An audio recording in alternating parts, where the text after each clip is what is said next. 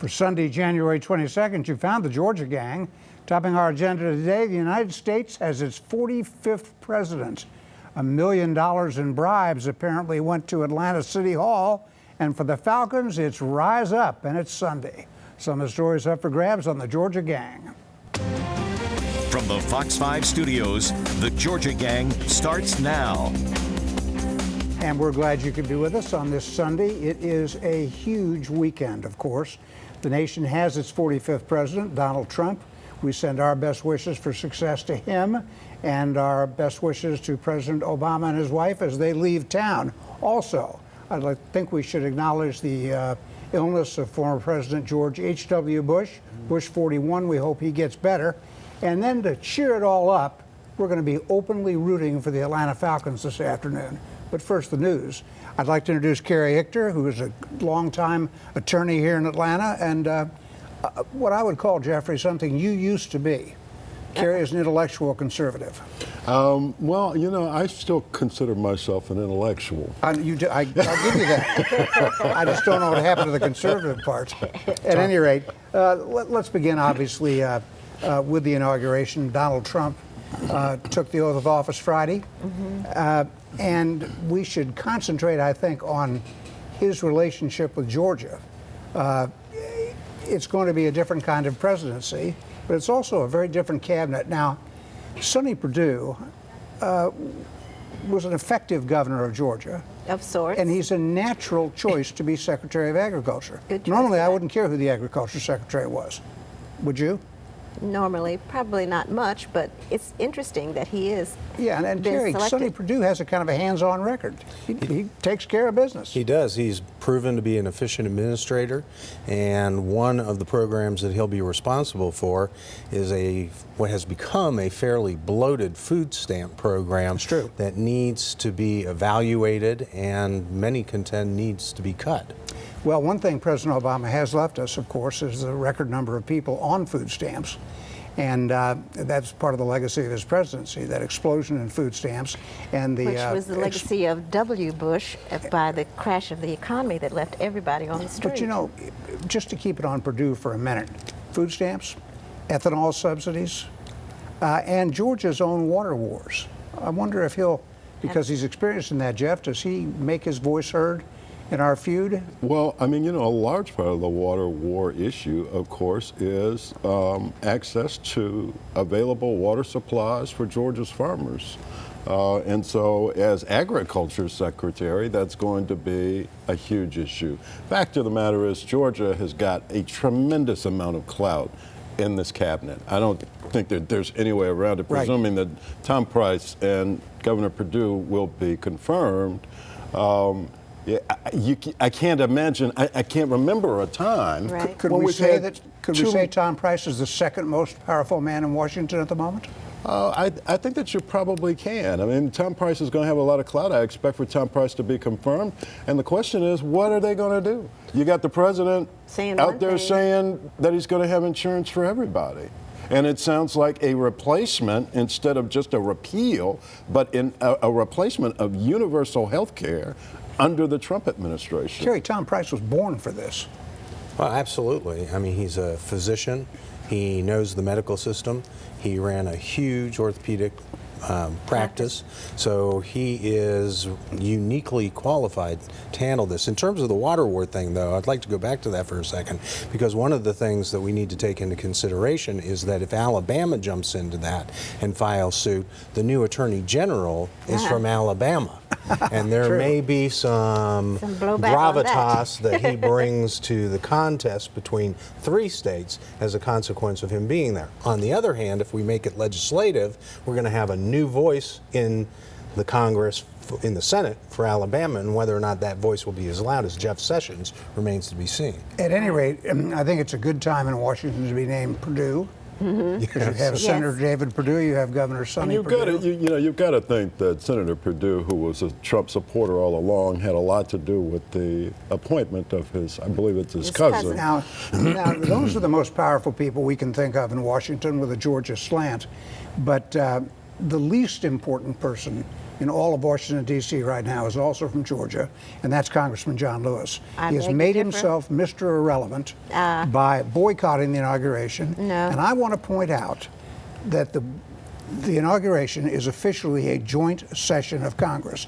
John Lewis is skipping work. He is thumbing his nose at his constituents to try to thumb his nose at Donald That is Trump. one heck How of is an that editorial good? He there, is, Dave. as sure as he is representing his constituents by thumbing his nose at the incoming Fine, then they get no president. money.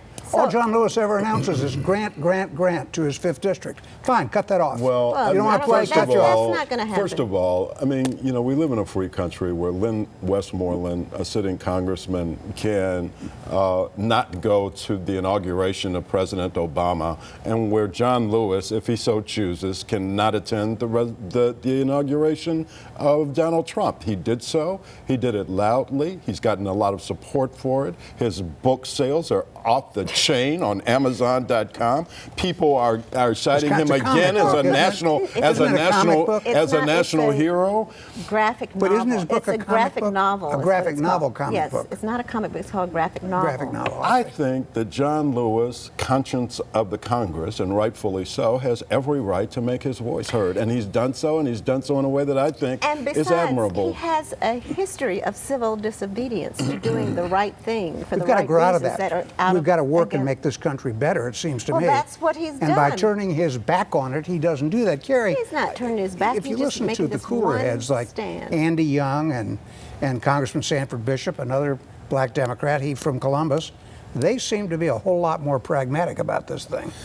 Absolutely. I mean, if you recall when Donald Trump suggested that he wanted to wait until the election was over to see what the outcome was and decide whether or not it had been fairly administered, he was accused of being almost everything but un-American. Yeah, and now the same people who excoriated him for having taken that position are the same people that are saying he's an illegitimate president.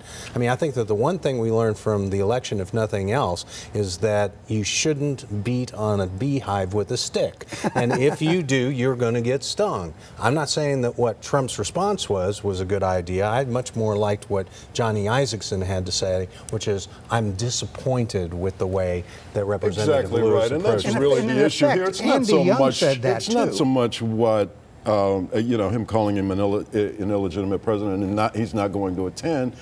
But this scorched earth kind of Twitter response that we've seen time and time again from our new president of the United States, He shouldn't have said calling the Atlanta area a horrible district and crime infested. Have you been here? No, he hasn't been here recently because Georgia was in his pocket, right? Well, and so he hadn't been here, and he doesn't see the progress that's going on, or that the Falcons are going to be in the Well, Super Bowl. First of all, Well, he Donald can come Trump, over to my house and watch it if he'd like to. But. Donald Trump should not have said what he said in response to John Lewis, and I'll tell you why. Because what John Lewis said is not even worthy of a response. It is so irresponsible. It's is ridiculous. So the point here to me is, what does John Lewis ever talk about? Always. He only talks about one subject, race and poverty. Race and poverty. That's all he talks about. true. That is not I true. think that he talks about bringing Americans together, and that's a point that he ought to have in common with Donald Trump. So they ought to be looking for common ground, it seems to me, the two of them, instead of this, what I considered a petulant response on the part of the president. The He needs to president should have grow ignored up. it. He needs He to should grow have. out of this. All right, And he does it time and time again, these crazy, outlandish responses, no matter how small they are. gotta It get could out. be Vanity Fair. We got to get out. Yes. Just a quick word on that. Gwinnett County Commissioner Tommy Hunter, who in turn called John Lewis a racist pig. I really don't even want to. That is so unbecoming of any elected official that I think we should just note it for the record. Well, thank you. That he He shouldn't has have sort done. of apologized. Absolutely. He's a fool. We don't need to go any further than that. Right. And I mean, I don't think anybody dare call John Lewis a racist. I'll call him lots of other things, But not a that. racist he's not. Now, when we come back, we've got a huge story brewing in its earliest stages at City Hall. $1 million in bribes passed out on construction contracts. Stay with us.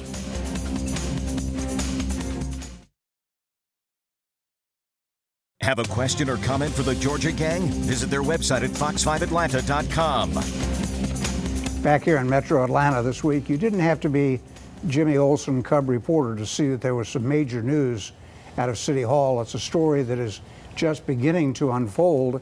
And Carrie, I turn to you. A construction executive named E.R. Mitchell has pleaded to giving bribes to unnamed people at Atlanta City Hall to obtain construction contracts. The payments are over a several-year period, and they amount to almost $1 million. I think the number is $960,000. The next question is pretty simple, isn't it? What shoe falls next? Yes. Because I suspect that Mr. Mitchell did not go and report himself to the U.S. Attorney as a consequence of a guilty conscience. There is some deal being made, and part of that deal undoubtedly will be to provide identities of the people who received those funds. And I imagine at this very moment there are people down at the U.S. Attorney's office representing those individuals making their deals. Well, he's obviously, since he's pleaded, Alexis, he's obviously talking, singing, whatever word you want to use. And I think there are questions that I've seen raised already. Were these payments to one individual, several individuals, or was there a bagman who distributed the money among several other folks? Right. Don't know. We don't know, and I think we'll just have to wait and see what happens. And I think one of the things that was pretty shocking about the whole incident was the threats that were made against E.R. Mitchell, and which is probably what prompted him to come forward. Dead rats on his doorstep. And bricks through the window. Yeah, what we do know is that the Reid administration has been very cooperative in this investigation with the federal authorities, providing any and all information that they've needed. This has been going on for some months, 3 to 6 months, working with the FBI and the U.S. Attorney's Office. And I think that that's a very good sign that City Hall is transparent and wants to get to the bottom of it, and is going to let the shoes drop wherever they may. Well, it's shocking to me in the sense that E.R. Mitchell's a well-known name in the Atlanta construction business. He is part of what has become an industry somewhat unique to Atlanta, where construction firms partner with minority firms. He's done his own work too, but he's best known, I think, for partnering with what they call majority construction companies. And for example, Jeff, he's had a good record except for that fiasco in DeKalb that you had to live through. There have been other instances too. I think one of the school systems, it was either Atlanta or Fulton County, I don't remember which, where he was barred from doing, or the firm, I should say, was barred from doing other work. The huge fiasco in DeKalb County. And so, I mean, we want to get to the bottom of this. He pleaded not guilty. He's going to be presumed innocent, I guess, until he pleads guilty in a couple of weeks and begins talking. And so I don't want to, cast aspersions on the company and the work that they've done. But I think that we need to keep this in perspective. No, I'm not trying to cast aspersions on the company and its work. I am trying to cast aspersions on the minority contracting program. I think this casts a real pall over this idea of minority contracting. I'll tell you what, I mean, whether it's a minority contracting or whether it is Republican office holders, you see some people who are dishonest, right? And I think that it's a colorblind kind of experience that you have people who engage in some nefarious and illegal activities. And we're going to find out who those people are and get to the bottom of it. And the fact of the matter is, we don't know if they're minorities or not. Right? Oh no, we don't know who the guilty parties are. I'm just saying the system or where this money is flowing from. The system can lead to abuse. Well, every contracting system leads to abuse. You know that. You remember your good friend Elaine Boyer over in DeKalb County? She wasn't a minority contractor. She was a Republican office holder. The point being that there are a lot of dishonest people in a lot of different avenues. Not a lot, but well, some. Well, yeah, exactly right. Thank you. Just mark my words. I think there's going to be blowback on the whole minority contracting. Well, that's too bad. System. Too bad. Maybe there should be blowback on Republican office holders. Well, she took a bribe. She went to prison. What more do you want? Well, I mean, that's pretty simple, right? I want us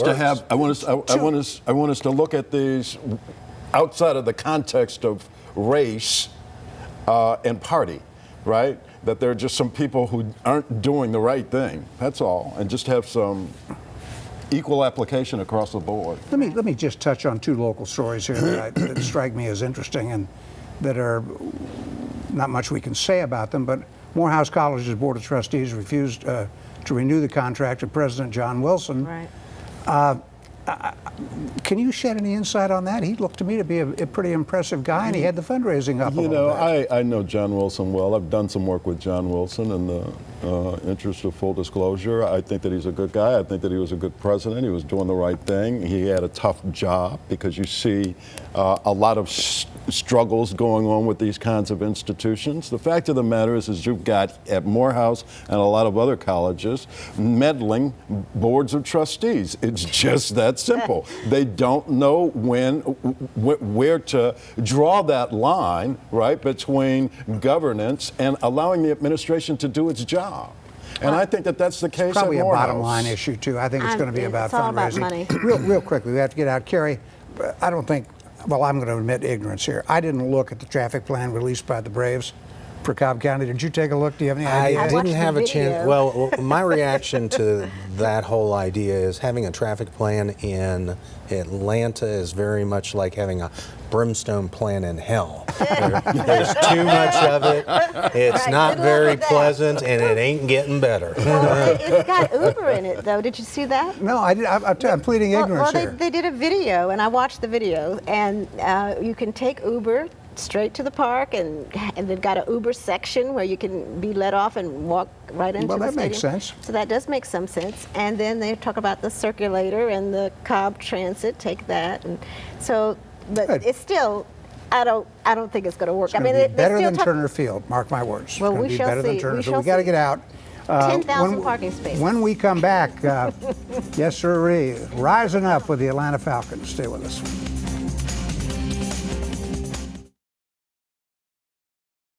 Have a question or comment for the Georgia Gang? Visit their website at fox5atlanta.com. I'm going to take Jeff's side of the John Lewis argument for just a moment. Donald Trump was dead wrong when he talked about the 5th Congressional District, because this weekend is proof of the accomplishments of downtown Atlanta in particular. We've got a dome in which the last football game is about to be played. Maybe a couple of tractor pulls or something after that. But the nation's eyes will be on us, and I hope all the eyeballs will be on Fox 5 this afternoon when the Falcons play the Green Bay Packers.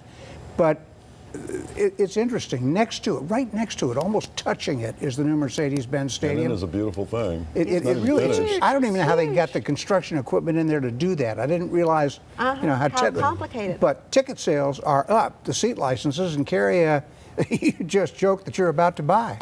Well, first of all, when the Falcons win the Super Bowl, and you heard it here first, All right. the Falcons will win the Super Bowl. It's going to be impossible to get any of those seat licenses. They're going to be all gone. And that's going to mean great things for sales over at the Mercedes-Benz Stadium. And I think that's going to mean great things for Atlanta, because as I understand it, that is the stadium by which all of the stadiums are going to be judged Exactly from this right. point Right. forward. Yes. And that's going to mean a lot to Yes. tourism in Atlanta. Yeah. Absolutely. And That's right. And you're talking about John Lewis and the horrible district. Those are not the only birds flying. I mean, look at all the building cranes around this town. Well, yeah. Atlanta is Yeah. on fire, and so for him to make those kinds of statements, I thought was just childish. But we joked on this broadcast for a long time about the city of disposable stadiums. Yeah. But I've come around now. I mean, really, that Mercedes-Benz Stadium, I have some exposure to Jerry Jones's stadium out in Texas, and this is going to surpass that, as Kerry mentioned. It's going to be phenomenal, and now it's not in the 5th Congressional District, but the new SunTrust Park is going to be baseball's newest, biggest thing. Right. If they can get those tenants up and operating. And whose district is that? In Tom Price's district, or? That is in I think it is in Tom Price's district. But it's just huge, this sort of thing. Yeah. That's happening. And by the way, Arthur Blank's soccer team is going to start playing in February. Do you realize that? In the Mercedes-Benz? No. They're going to play at Georgia Tech at first, Right. but it's soon. The pitchers and catchers report to spring training February 5th, so we've got that going as we run up to SunTrust Park. It's all very cool. It was a quiet week in the General Assembly because of budget hearings. That always slows things down. One bill of some note that I'm interested in, State Representative Earl Earhart would like to have guaranteed law enforcement involvement in any charges against college students for sexual assault or rape. Now they're done by like student and faculty tribunals. Right. Do you have any problems with that, Alexis? I think it's a good idea. But now the flip side of that, though, is that they say that young ladies won't come forward if the police are involved. So Well, I think there has to be clearly some training and work done to support young women who are assaulted or who are raped on campus. But I think that it's a criminal offense and it ought to be handled by law enforcement. Kangaroo court atmosphere, don't you think, the way they do it now in some places? Huge problem right now is the absence of due process in handling the investigations. I mean, who better to investigate claims of sexual assault than the police? They're trained in it. Who better to prosecute those crimes than state prosecutors? They know how to protect the rights of the victims, and they know how to protect the rights of the accused. And these courts that are fashioned ad hoc in institution to institution just are not up to the task. Right. Yeah, I think thank you for that cogent explanation, because I think it's a very serious problem. You're talking about ruining young people's lives, not just kicking them out of school, ruining their lives. And there's a big distinction. But aren't they ruining their own lives, right? Is that what we're talking Well, about? they have to be guilty. I mean, Yeah. we see in certain Right. situations, if you're kicked out of school before you even have a determination because there's been a charge, the next school you go to, if they find out that you've been charged, all of a sudden you're persona non grata at that place and everybody's asking you to leave. And in the meantime, the victim, and I'm not choosing sides here, the victim remains anonymous.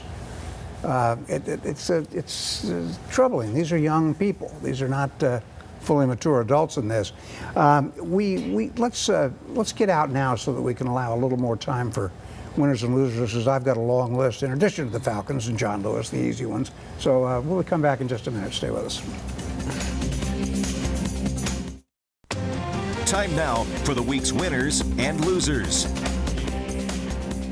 And before I turn to Jeff, I just want to note that David Poitras, who was elected to 2 statewide constitutional offices, Secretary of State and Labor, and who ran for governor a couple of times, and commanded the state's National Guard, the state's highest-ranking military official. David died at 73, one of the last of the moderate Democrats that we've seen, and that goes to you now, Jeff. Thank you very much. Well, I think Sonny Perdue is a winner for getting that agriculture secretary post. That's a big win for him. I think George is a winner because of all the clout that we're going to have in the new cabinet.